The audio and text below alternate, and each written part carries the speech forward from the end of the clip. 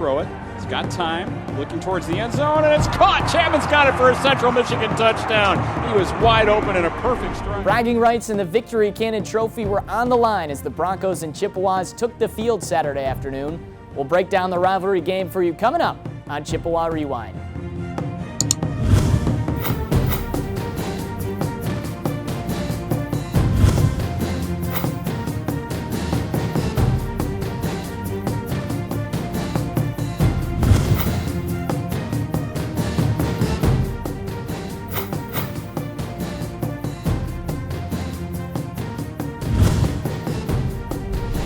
(41-39) was the final score Saturday as CMU couldn't complete the comeback against their rivals from Kalamazoo. Thanks for joining us on Chippewa Rewind. I'm Adam Jaksa, alongside head coach John Bonamego. A valiant effort by your team, but fell a couple of plays short. Yeah, I like to say we ran out of time. Was the rivalry game any different because you used to be in it as a player? Now this was your first time as a coach, or is it pretty much the same? I think it's pretty much the same. I think the video boards now that they have down there are a lot different than what we had back in the day, but there's still 11 players on the field. There's one team that represents Central Michigan, one team that represents Western Michigan. It's a great rivalry. It's a great game to be a part of, and I'm just very disappointed that we fell a little bit short this year. All right, well, let's jump right into the highlights, Coach. They stop you on the first drive, and then Daniel Braverman, he had a great game, gets loose for 43 yards, and they get the first points of the game. Yeah, it was an unbelievable individual effort by him. We had some poor pursuit angles here. We got him corralled. He really should have been stopped for like a 3-yard gain. This thing starts going sideways. He gets to the edge and gets some good blocks there and ends up in the end zone. And again, tremendous individual effort by him. And we just got to be better in pursuit and tackling. So 7-0 Broncos. Then your next drive, more bad news, an interception across the middle from Cooper. Yeah, this was not a great throw. Coop steps up trying to hit Ben McCord on an in route there. Didn't quite get his feet set. Ball sailed down a little bit, and the result was the interception. The good news is you hold them to a field goal. They missed that field goal, so it's still 7-0.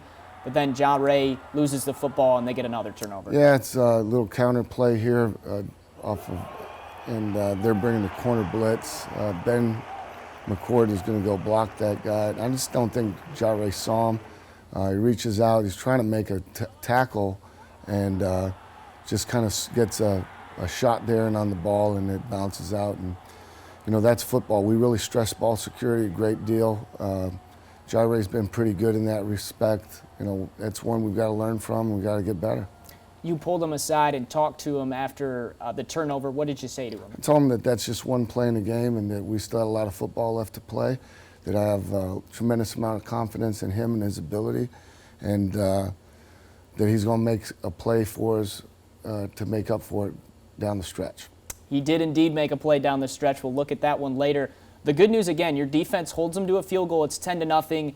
Then you put together a drive. I wanted to go back a little bit, Adam. I think, when a player makes a mistake in a game, they know that they've made a mistake. No different than Cooper on the interception. He knows exactly what he did. And a lot of times as a coach, I think, you let your emotions take over and you let your frustration boil over to the player. And that's not always the best thing for every situation. I think a lot of times, you need to, as a coach, you need to let them know that you're still in their corner and that you're counting on them to make a correction and come back and regroup and be better the next time out. Absolutely. It's a 60-minute football game for a reason. Yes, sir. Going to the next drive, Rush is able to find Chapman, a 52-yard gain, gets you guys going. Great double move there by Chap. Good step up, clean pocket for Cooper. And again, we got great field position now. How about this catch from Ben McCord in between double coverage? You get it late and get your first points, 21 seconds left in the first. Well, this is a really great throw by Cooper, rolling out to his right, finds the window, delivers an accurate throw to Ben, precisely where it needed to be. Great play call by Coach Watts, great execution by everybody across the board, and we'll take those points. We push forward to the second quarter. The Broncos did get another touchdown. It's 17-7. Thought Martez Walker ran well yesterday. Here's one of those runs. Martez did a great job for us yesterday. Had a good game, and that was one of his good runs that he had on the day. Later on in that drive, another 17-yard pickup. Ben McCord again. Again, in breaking route by Ben. The underneath coverage runs with Chapman there on the ricochet route. It opens the throwing lane up, and then Ben does a good job, as always, of getting yards after the catch. Coach, how about this throw by Cooper Rush? I thought it was terrific, one of his better throws of the day. Lofts it right over the top, and Chapman able to come down with the catch. That's a double post. The inside route takes the safety and the backer, and really leaves Mark in single coverage there. Great anticipation. Great setup on the route, and again, that one was just exactly like Coach Watts drew it up. So it's 17-14 at that point. The Broncos go down, they get a field goal, make it 20-14, and then your defense gets its first safety of the year. Blake Serpa working hard around the edge. Blake with a great relentless effort there. It's a good call by the official. Holding call in the end zone by rule results in a safety. So then the half ends, they are able to get another touchdown at the end, 27-16 going into the half. What did you think going into the locker room? Well, we've been in that situation before, unfortunately, but also fortunately. And we knew that we hadn't played our best half of football by any stretch of the imagination, that everything that had happened was correctable. Just really needed to regroup, refocus, and, determined to claw our way back in it, and the only way to do that's one play at a time, one series at a time. 27-16 the score at the half. The Chippewas mount a comeback in the second. We'll break that down when we come back on Chippewa Rewind.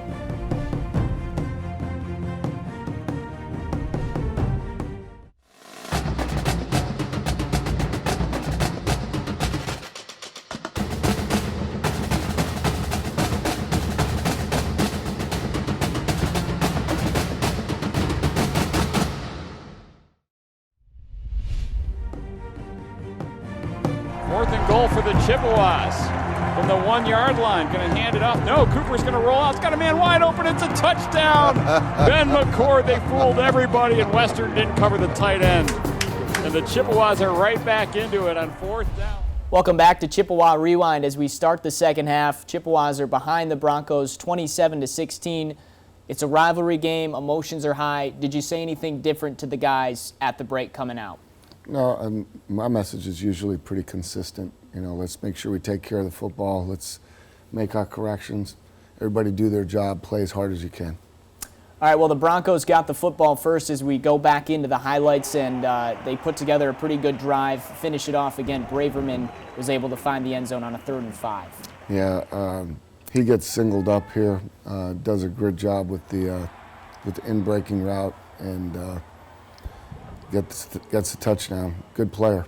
So it's 34-16, rivalry game. It's gut check time. You come out on the next drive, though, a 4th and 3, and you get the completion. When you get a 4th down, it certainly is a gut check time. And that particular play, it came with the blitz off the edge. It left Anthony Rice in single coverage. Cooper saw it. Great break on his route, and clutch performance by a clutch player in Anthony Rice, and also by Cooper getting the ball to him. The Chippewas stall, but they do get a field goal. That makes it 34-19. And then you force a fumble here and get it with Amari Coleman. It's a great job by Joey Osman. It's a great job of having him back. I think Malik was in on that, knocking the ball out. And Amari's the guy to benefit with fumble recovery. It was a huge, huge play from a random standpoint, and also gave us great field position at a key point in the game. Definitely a momentum shifter. And then I believe it was a chop block that was called that backed you up, but you got it right back with a 16-yard pass to Anthony Rice. Yes, it was a chop block call. I think it was on Edwards. But again, there's Anthony Rice, Mr. On the spot, and Cooper with the great throw. Again, Rice just seems to come up big in big situations, as have many of our guys throughout the stretch here. Third quarter comes to an end, so we go to the first minute of that fourth quarter. Another 4th down conversion. It's that play action right by the goal line, and Ben McCord's wide open. We get Ben in the back corner there. Great design and great play call again by Coach Watts. Great play action fake by Cooper. And Ben finishing it off with a touchdown. Again, 4th down. You know, you're in these games, you're down that much. It's in the 4th quarter. Field goals aren't going to get it done. You got to get touchdowns. So it's 34-26. Western gets the ball back, and your defense gets an immediate 3-and-out. How proud of them were you on that series? That was tremendous for us at that point in time to be able to get them off the field and get the ball back in the hands of our offense. A bad punt by the Broncos puts you 1st and 10 at about the 50, and you go right after it with a big pass play down the sideline. Yeah, they also had an illegal formation, which gave us another 5 yards. We decided to take a shot here, and it was the right call at the right time. We get a big chunk of yardage right there. I know you're a big fan of Corey Willis. How about this catch that he made to get in the end zone? Just unbelievable. Tremendous job, number one, of going up and catching the ball, and then having the presence of mind to stay inbounds and get in the end zone as as the secondary, they're kind of over pursued on him. Just a great job, and we're right in the middle of this thing now. 11:09 left. The Chippewas have pulled to within 2. It's 34-32. You decide to go for 2. Why did you want to do that early in the 4th? Well, I mean, you know, whether you have a chance to tie the game up, and you know, if you kick the extra point, you're still down by 1. There's really no benefit in that. So you want to tie the game up. So if it ends that way, it's you know, you're going to force overtime. You still have a chance to win it with a field goal. It's just what we felt was the right thing to do in that situation. You go for 2. Take us through this play. Well, we roll out here, and you know, they should have. We thought they'd be playing run here. They were playing more pass. They're able to flood the zones. We don't have enough people back in the end zone. Again, it was a hard play action fake. You know, they gambled a little bit playing pass. It paid off for them, and they're able to get the interception there, and we're down by 2. And then the next play, this was deflating. Braverman takes off, gets another big touchdown. Yeah, big play in the football game for them. Crossing route right there. We kind of pick ourselves there on the pursuit. He's able to finish the deal. Monster game for him. 41-32 at that point, middle 4th quarter. But then again, your kids don't quit. They come right back down, get another touchdown. Mark Chapman's able to get around the edge here. Yeah, good job here on the jet sweep. Chap gets the corner, cuts it back, is able to pick up another 5 yards there, and we're in positive field position now. We talked about Jahray Hayes earlier, putting the ball on the turf. You talked about how you told him to keep playing. He gets in the end zone here. Yeah, this is just a great job all the way around here. We catch him in a little bit of a stunt there. Really opened up, and you know, Jahray knows what to do once he gets the green grass in front of him, and it's just a well-executed play by everybody in that front line group, and well blocked overall. So about 8 minutes left in the 4th. That makes it 41-39 Broncos. And you get them backed up, a holding call. It's 3rd and 9, and I thought Terrell made a nice play here to find Henry on 3rd down. Yeah, he did. You know, he comes up and he's able to draw the coverage because he starts to scramble, which opens up the crossing route there. And that was one play. If we could pick one that we could have back, that would be the one probably. That one and the one that they show right now. So before we do show this last play, they called a timeout, and it's an interesting situation because they can kick the field goal, they can go for it on 4th down. So how do you approach that, and what do you tell your guys? Well, you're prepared for either situation. You know, there's a chance they could go for it. It's a really easy transition if they decide to, you know, put the field goal team out there. You're going to put your rush team out. That's, you know, that happens every game. You know, so. You know, just so happens they went and, you know, decided to go for it.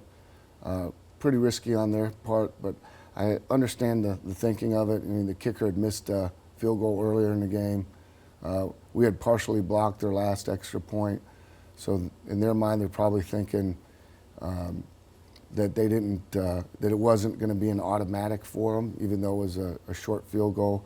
And I think they just didn't want to give Cooper the ball back. Let's run that last play. Great catch by Davis to go up. It looked like great position by Cox, but Cox actually read the route, tried to undercut it. I thought we got good pressure and got hands in the throwing lane. We almost blocked this thing, almost knock it down. It was just a critical play at a critical time in the game. You have to give credit where credit's due. They made the play. We didn't. And it was what was the last play that they needed to make in order to win the game. So a terrific rivalry game comes to an end. The final 41-39. Broncos get the win. Coach, a tough game all around, but what were your final thoughts on your team's play? Well, again, very proud of the effort. There are a lot of things that need to improve, a lot of things that we could do better. The good news is the majority of those are self-inflicted, so they're very much correctable.